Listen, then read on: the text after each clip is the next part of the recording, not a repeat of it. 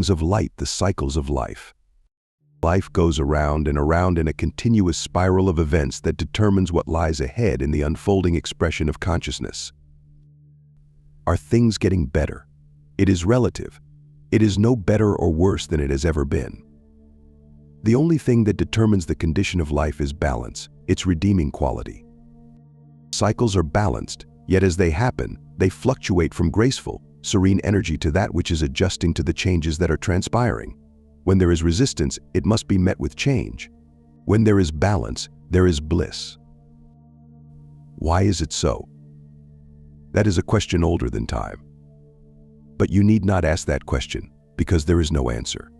There is only balance, and with that, no answer is needed.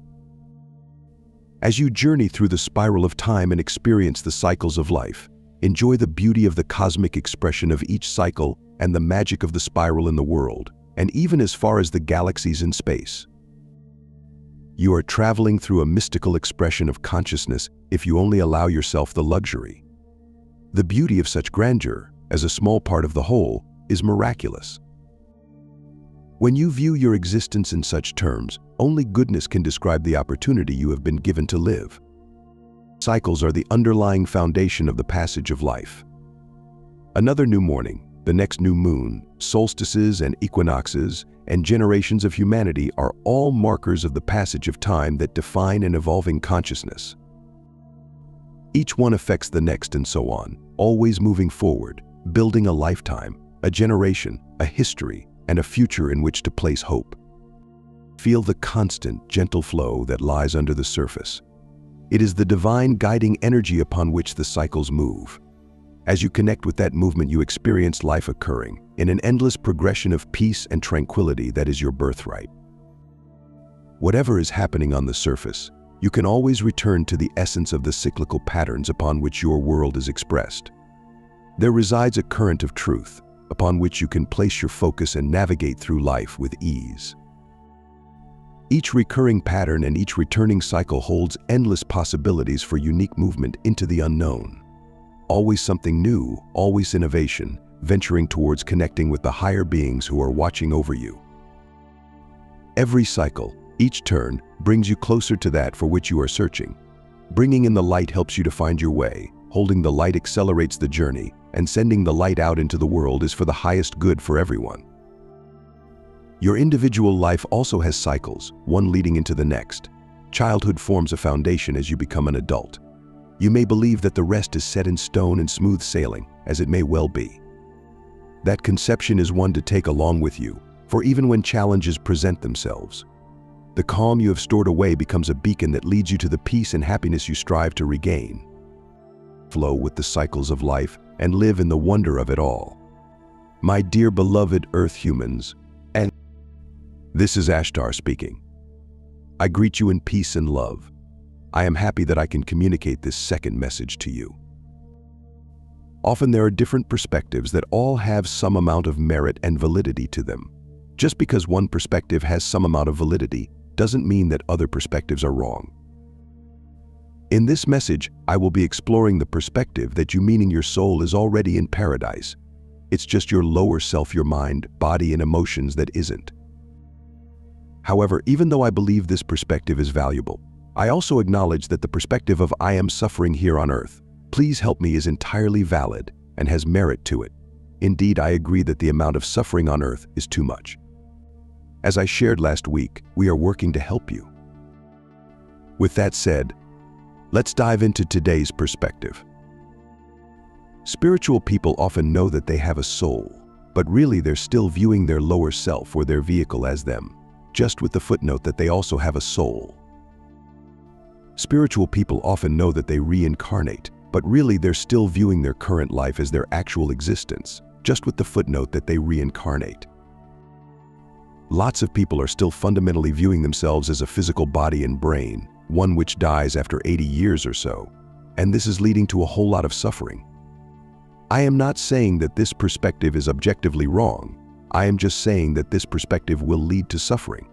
Because if you believe that one short painful life is all that you'll ever get, then of course that idea causes much pain and distress. However, if you view yourself as an immortal soul, and this as just one very challenging road trip that you chose to experience, then your current situation looks much less depressing. If you do incredibly evil and harmful acts, then you might get unmade, but this is very rare, and otherwise you are immortal. Therefore, today I will invite you to no longer view yourself as a brain whose existence will end after 80 years or so, and truly embrace the idea that you are a reincarnating soul. And I know that this may be easier said than done, and that is why I want to help you by making the case for the "you are already in paradise" worldview during the rest of this message.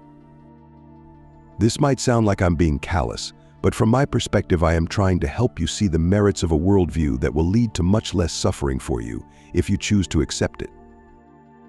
So let me share why I think that there is a lot of merit to the worldview that you, meaning your soul, are already in paradise, and it's just your lower self or vehicle that isn't. You probably know that you have existed for something like 1,000,000 years, and that you have had something like 1,000 lives. It may be a bit more or less, depending on the person, but something like that. So if you've had 1,000 lives, would it be more accurate to view yourself as a reincarnating soul, or would it be more accurate to view yourself as just one body and one brain and one corresponding mind out of the thousands of bodies and brains and minds that you have had? You know that you largely create your reality. You also know that currently you are living in a reality that your soul likes, because this is giving you great soul growth, but that your mind probably dislikes this reality as painful. This indicates that the real you is actually your soul, because your soul determines what manifests, what resonates, where you reincarnate when you die, etc. Certainly it's your soul, i.e. you, and not your mind who determines that, because you're currently in a situation that your soul likes and your mind probably dislikes. Yes, you largely create your reality, and you are your soul. You're just experiencing your lower self right now, but really you are your soul. For the rest of this message, when I say you, I will be referring to your soul. You actually are already in paradise.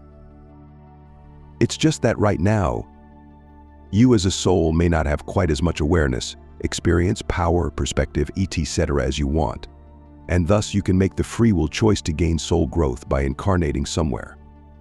Because you're in paradise, this is your choice. You can reincarnate in one utopian world after the other and experience as much bliss as you want. Or you can experience a number of lives in a near paradise and then freely choose to take a field trip to a very challenging world, such as Earth, and get a lot of growth from that.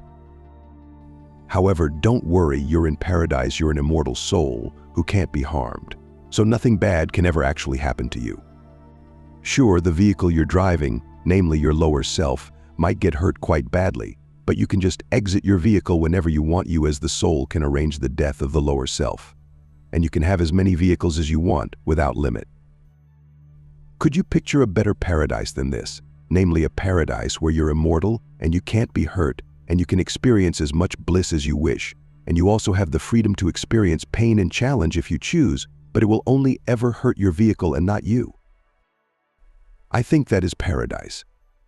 In fact, if you were in a situation where you weren't allowed to choose to experience pain and challenge, I think that wouldn't be paradise. Believe it or not, endless pleasure does get boring after a while. Sure, your lower self, your vehicle, absolutely isn't in paradise, but you are. And yes, you are experiencing your vehicle right now, but that doesn't mean you are your vehicle. It just means that you are experiencing your vehicle. And yes, as I explained in my last message, many of you have requested that we make the Earth course a bit less painful. Many of you have said that your vehicles are getting too banged up and have requested that we make the Earth track a bit less muddy and rainy and dark. And we are doing so. However, just because you are experiencing that your vehicle is getting banged up, doesn't mean you are getting banged up. If you want to be kind to the other vehicles on the road, that is an entirely valid path. If you want to damage them and be service to self, that is an entirely valid path too, because you're damaging other vehicles and not other souls.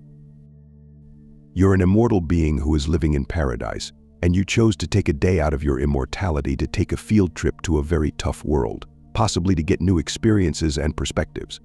And you certainly are succeeding in getting those. No matter how much your lower self might think it is failing on Earth, you are actually succeeding, because even by just existing on Earth, you are getting a ton of soul growth. Or if you came to Earth to help people, you are also succeeding, because even your very presence and your energy are helping other Earth humans.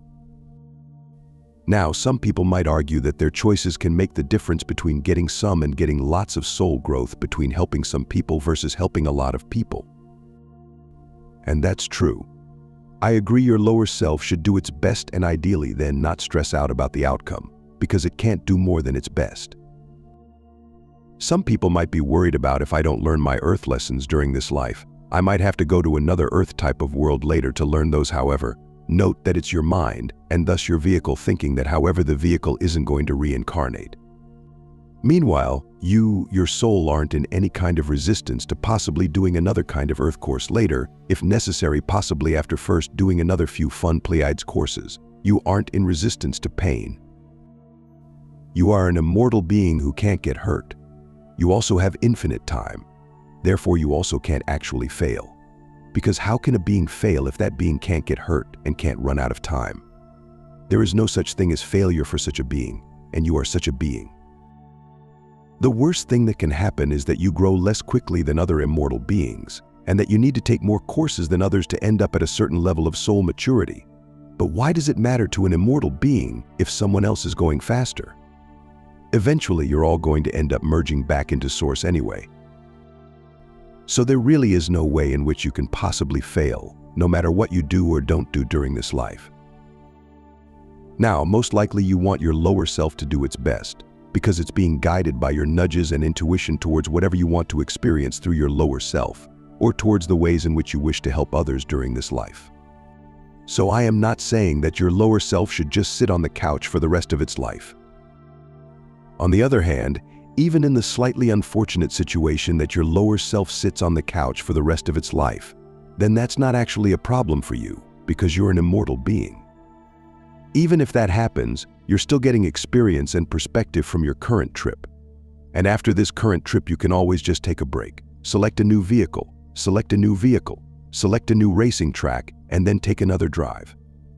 For an immortal being, it's no problem to take a second trip to learn some lessons that weren't learnt on the first trip. So while your lower self should do its best, there's no way in which you can actually fail, because there is no such thing as failure for the immortal being that you are.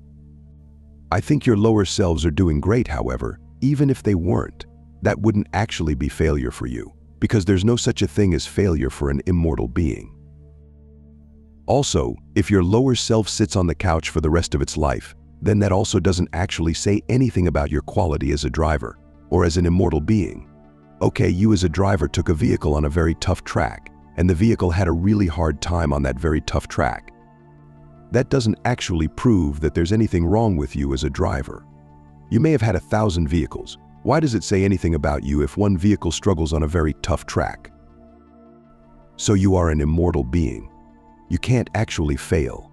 You are already in paradise. You just happen to currently be experiencing a vehicle on a very tough racing track. You just currently happen to be experiencing a lower self in a very tough world. However, just because you're experiencing your lower self doesn't mean you are your lower self. Here is an exercise that you might find helpful. For a few days, in your thoughts, only use my and I to refer to your soul, and otherwise use my lower self. So for example, if you notice yourself thinking I am tired, replace that with my lower self is tired. And right now, if the following feels genuine to you, I invite you to place a hand on your heart and a hand on your belly, and to say out loud, my dear body and emotions and mind, I appreciate you so very much. Because thanks to you, I can experience life on Earth. I am experiencing life on Earth right now. Therefore, you are succeeding and you are doing exactly what you need to do. Thank you so very much. I love you. Or if you want to tweak the words a bit so that it does feel authentic, that is completely fine too. My dear soul, I hope that this awakened a deep knowing somewhere within you. With all the love from my soul, Ashtar.